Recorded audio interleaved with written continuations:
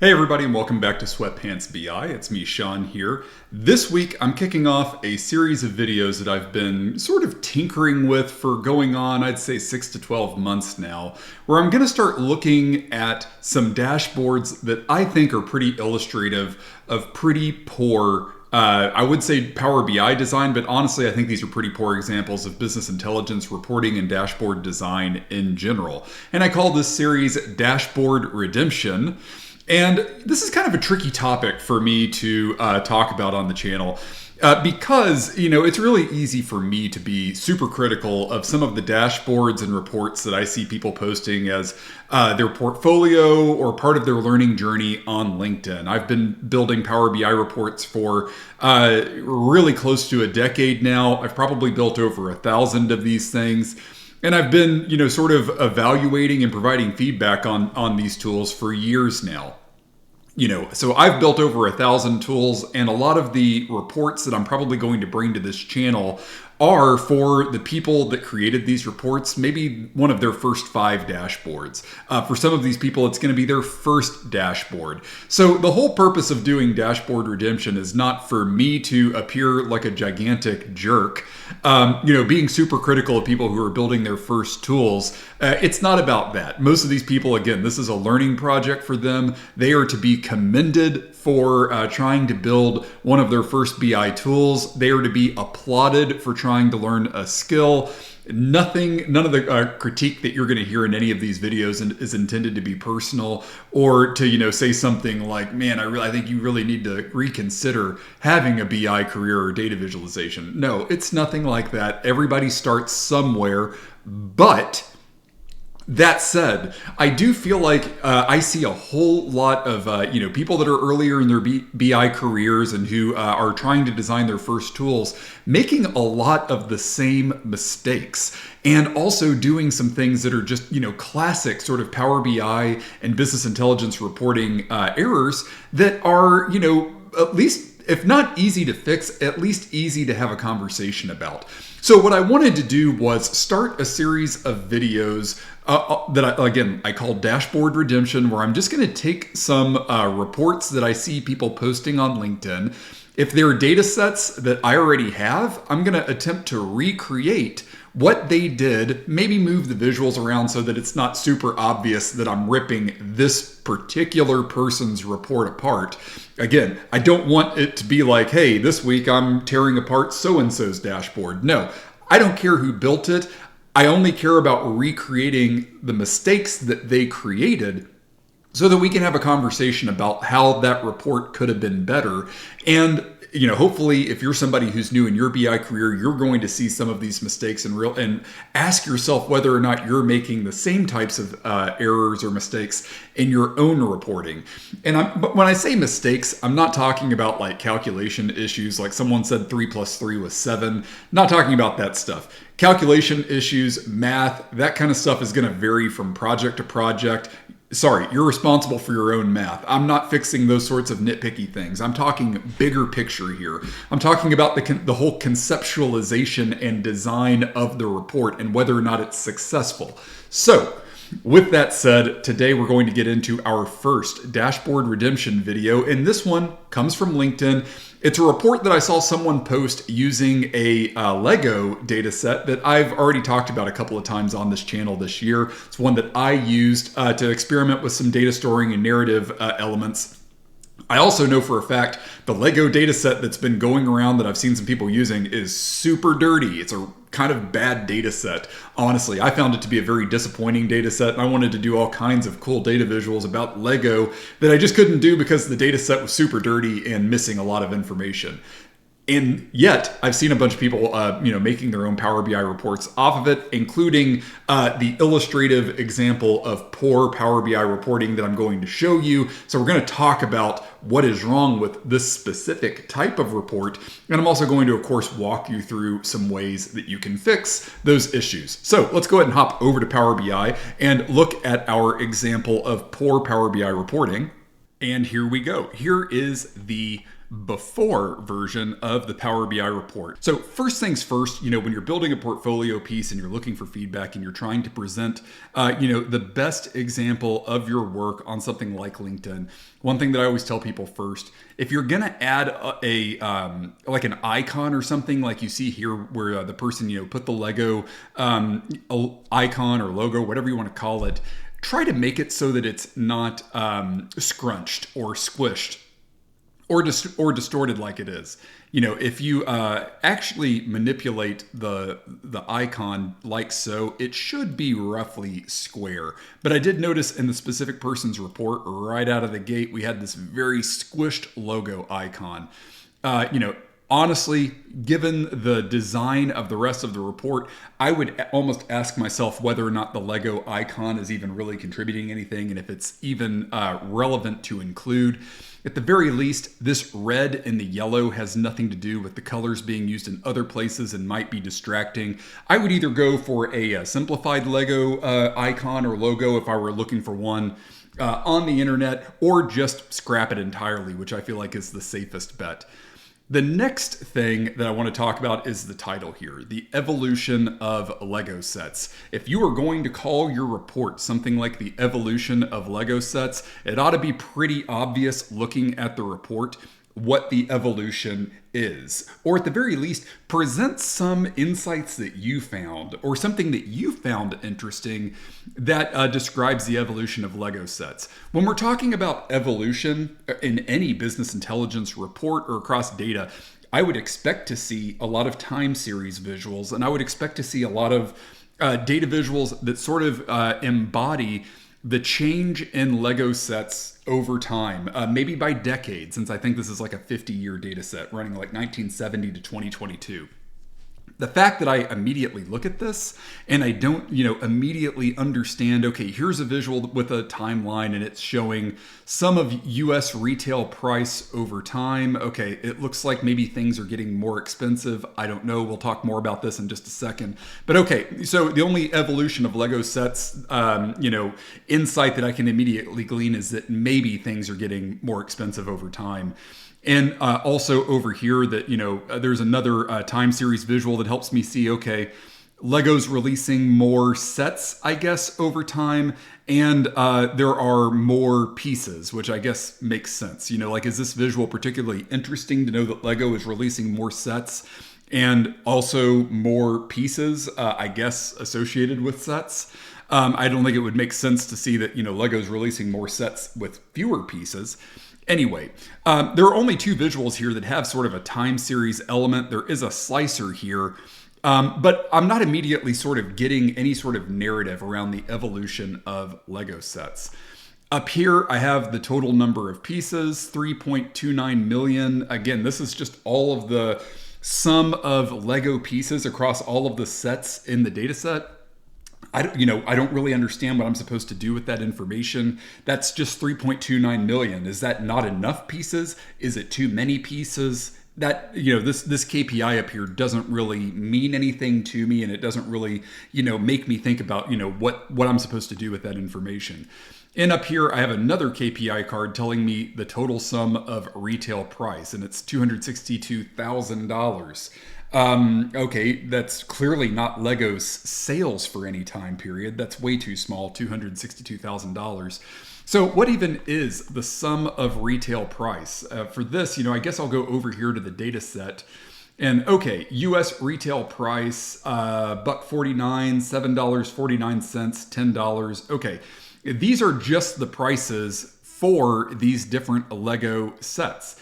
And one other thing I'm noticing is that, man, US retail price sure is missing a ton of values. I feel like I've got to scroll forever before I even see any data here. So we're summing a column that is missing all kinds of values here. So is this sum of retail price even a number that we can make sense of?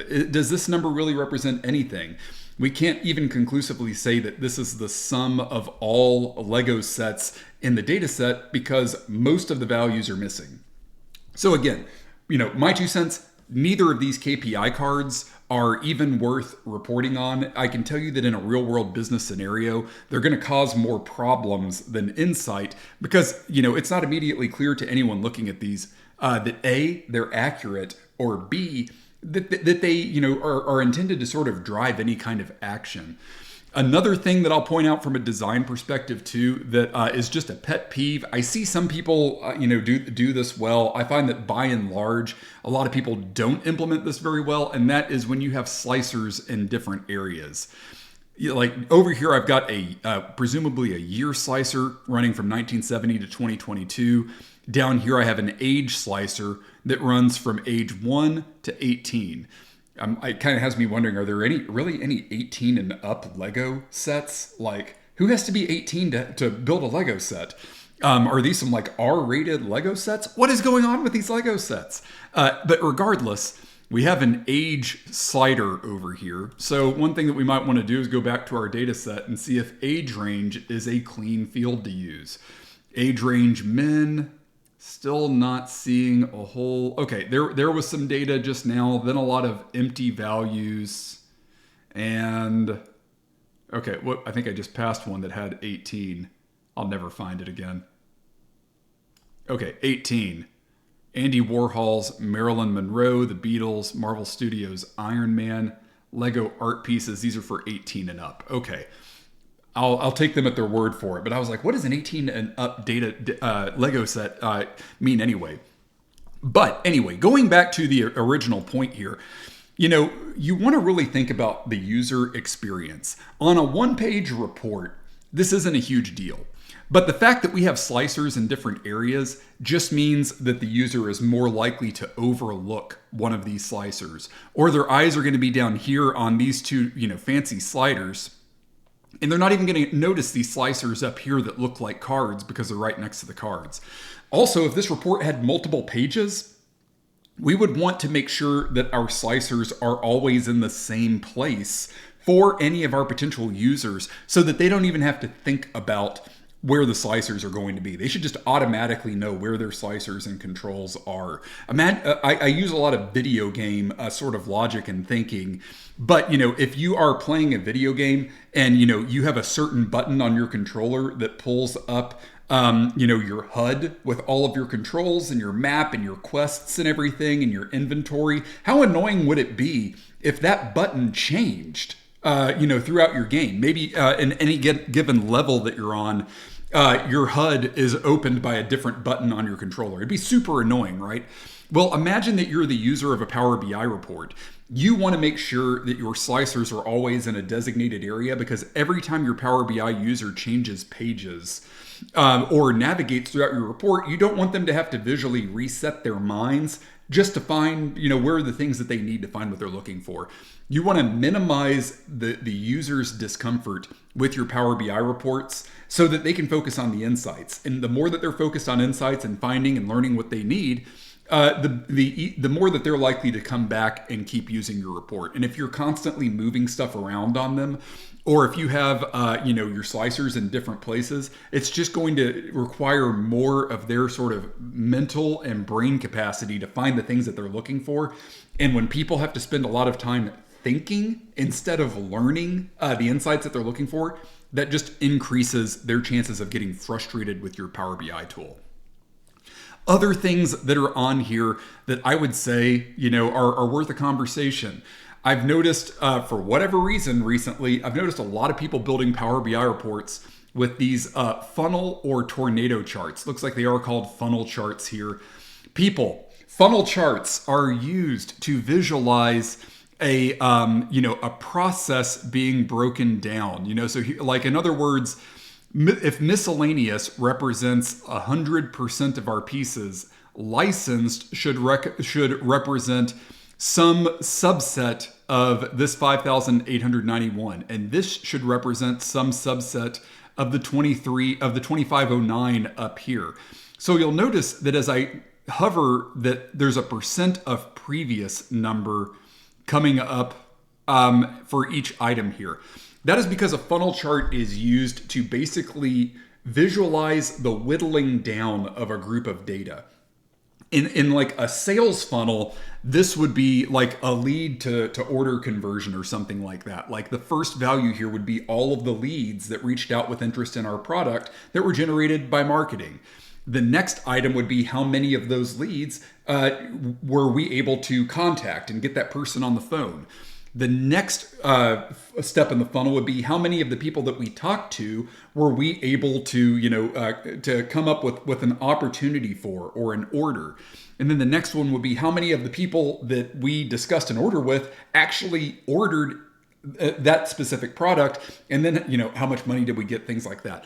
But when you're building, like in this specific example, we're just visualizing the number of sets by these different theme groups. This is not a good application for a funnel visual. All we really wanted to do here was just have a funnel chart, or just have a bar chart rather.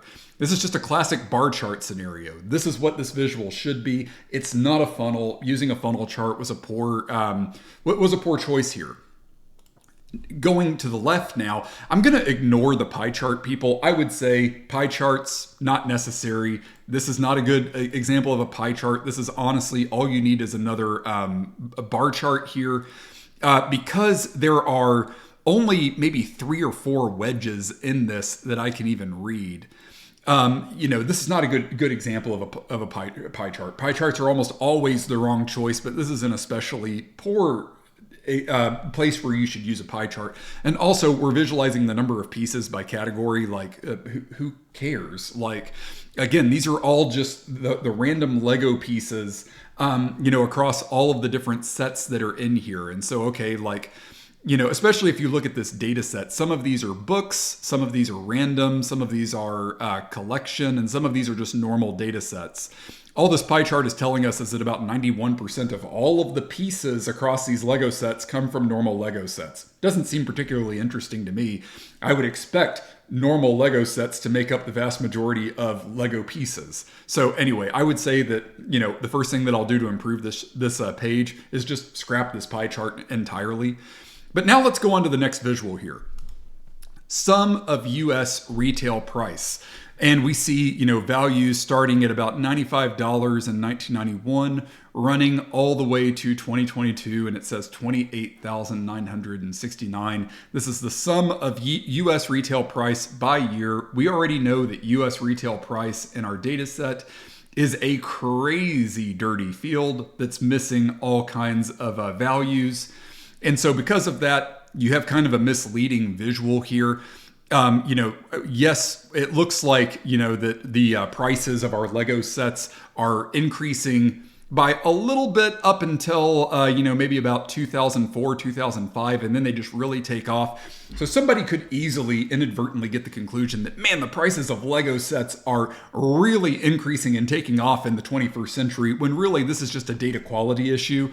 The reason that we're seeing such a takeoff here is because the data set has very few values for Lego sets in the vast majority of rows in this data, and doesn't even have any data points before 1991. So sum of retail price by year, not a great way of visualizing this. If I had to build a visual like this, I would definitely suggest not using sum, but instead using either average or even median in the event of there being, some crazy expensive, like, super special Lego sets. I'm thinking about some of those crazy, like, multi-$100 Star Wars Lego sets that look like they would take me 5 years to build. I feel like median retail price is probably a better representation of the data that we do have, where you can at least see that, $20 for the average Lego set in 1990 and almost $30 in 2022. I'm not saying that data is right. We know that it's dirty data, but it at least feels more accurate and actionable than what we had previously. And, and it also feels like, yes, like that kind of makes sense to me logically and based on what I've observed the few times that I walked through the old Lego alley at like a Walmart or something.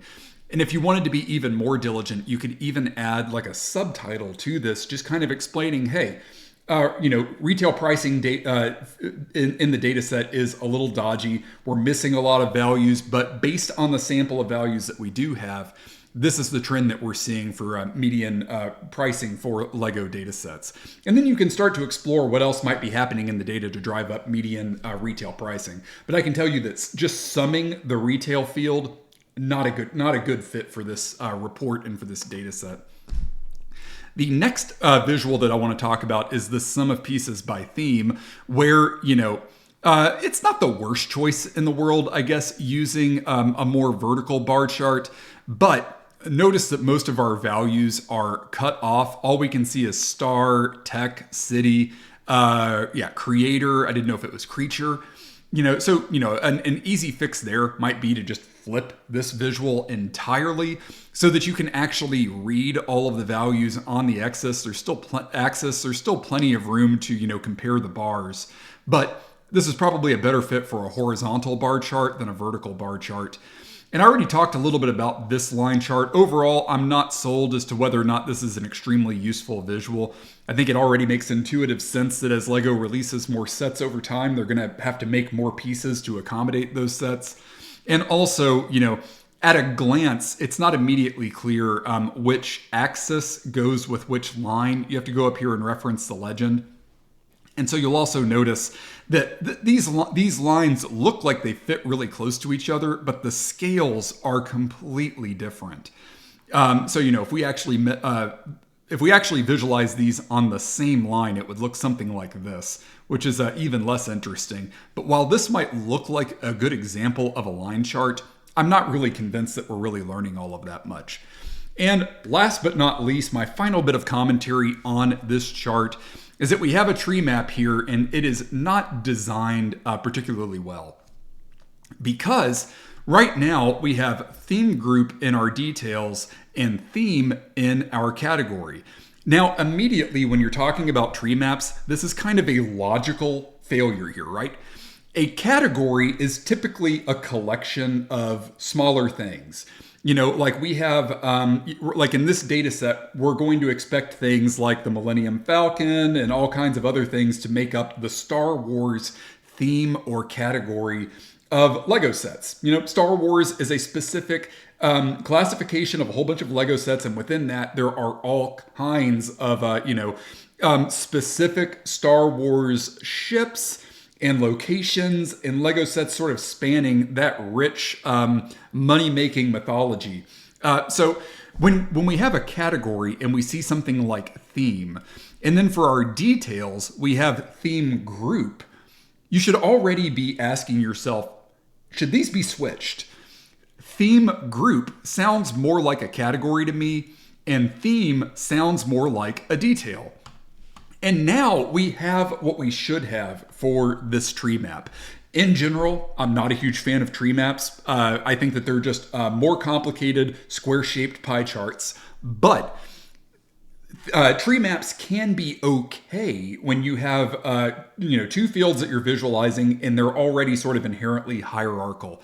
This way, we can see that this blue group, this represents of the of sort of the collection of sets. It gives you a visual representation of how much of those are miscellaneous. And I'm just going to say, to the best of my ability, it might be between 20% and 30%. The fact that I don't know the answer to that is part of the problem with tree map visuals. It's really hard to sort of walk away with the exact proportions of all of these different color areas. There's a lot going on here. But at least I can look at this blue area and say miscellaneous looks like it is between a third and a fourth of all the Lego sets. And I can see that within miscellaneous, it looks like a huge chunk, probably about 50-60% is gear. I can look over here at our licensed content, which I'm guessing makes up maybe 15% of the total sets. I don't know. Again, tree maps are not great for giving you those sort of very specific insights, but it can help you see, what the three big ones are. And I can see right out of the gate, Star Wars makes up a huge portion of the number of licensed sets that Lego creates. So we have taken a visual that when we started was basically useless. I mean, like, this is just insanely difficult to read. And by putting the field with the fewer number of items into the category and the more detailed field in the details, now we have a tree map that is at least interesting to look at and that we can at least walk away with some sort of takeaway from. So now that we've talked about that, let's hop over to our after page, where we're just going to clean this up and make a Power BI report that is still very simple. This is still going to be a very simple report, but at least it's going to be more interesting and visually simpler and easy to navigate than what we're looking at here. So let's go ahead and click over here. And voila, now you can see how I chose to overhaul that report. And I just want to emphasize that nothing that you see here required any DAX. All I did was I just tried my best to very quickly, and I did all of this that you see here in about 20 minutes, just address all of the problems that I had on the previous page. Like I said, there were several cards over here that were not working, so I just replaced those. I kept the total number of Lego sets, which again, presented on its own isn't even a particularly useful insight, but hey, this is all about the number of Lego sets and the evolution of Lego sets, so let's give context for the data that we're talking about 18,500 data sets over 50 years. And then I did call out specific mention to the fact that median Lego prices do appear to be increasing in the 21st century, albeit, moderately, for the bulk of the data that we do have there. And then, of course, for this visual, I kept the one that visualized retail price over time, but I did change it to median Lego set retail price by year. And all I did was I just added some, additional context and descriptive text here. Although pricing information is missing for older years in the data set, which is true, median retail pricing appears to be showing signs of sustained increase for most of the 21st century. So I'm still presenting the same insight while acknowledging, hey, some of the data is missing here, so take it with a grain of salt, but this is at least what we're showing from the sample of data that we do have. For the next two charts, I basically tried to take these two charts, these two bar charts. Again, there should never have been a funnel chart used. And all I did was I just turned those into horizontal bar charts so that the axes are easy to read. And I presented these as percentages because, again, big numbers like saying that, however many thousands of Lego sets are miscellaneous, that's kind of a, difficult number to wrap your head around if you don't know enough about Legos. If I tell somebody that 3,000 some odd Lego sets are miscellaneous or 10,000 or 100,000, what does that really mean? Sometimes presenting numbers as percentages does a better job of contextualizing information because you can see here that, okay, right now it looks like we're still visualizing the number of sets. There is something in here about set of pieces. I meant to get rid of that. Let's just go ahead and get rid of that so that I actually have the full count here.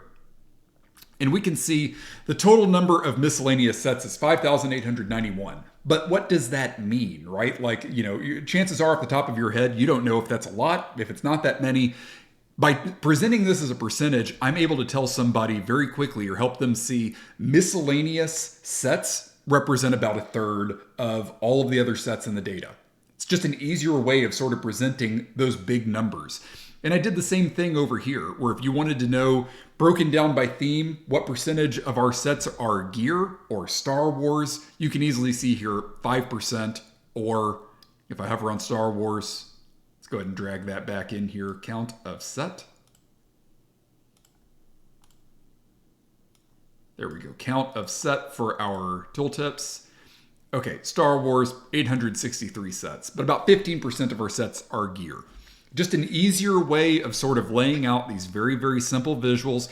You'll also notice all of my slicers are now up here, all grouped together. I even added a couple of additional ones, and I chose to get rid of this age slider because it's yet another example of a very dirty field in our data. So you can see I just got rid of that slider because yeah, we can look at ages 1 through 18, but the vast majority of the data points in our data set don't have an age associated with them at all. So I just scrapped this particular filter and replaced it with more of the theme group, theme, sub-theme slicers that make it a little bit easier to slice and dice this data. Down here, I updated the tree map with the points that I made in the previous discussion. I chose to just leave everything gray. As long as we're still able to sort of differentiate these blocks from each other, we're good. Yes, there's a lot of gray. Yes, I'm recycling a lot of the same gray. This is why I don't like tree maps. But where I really want people to focus is the huge chunk of miscellaneous and licensed and modern day. So I did use three different blues over here. And I explained that the prominence of miscellaneous and gear themes has already been noted, but licensed content, Star Wars in particular, is also central to LEGO's products, as are modern day and preschool themes. So I just called out a few of the things that I'm calling out with color here. Over here, I chose to continue to break down miscellaneous, modern day, and licensed because, again, we're talking about the evolution of LEGO sets. I'm not doing anything with DAX here. I'm not getting too crazy with it.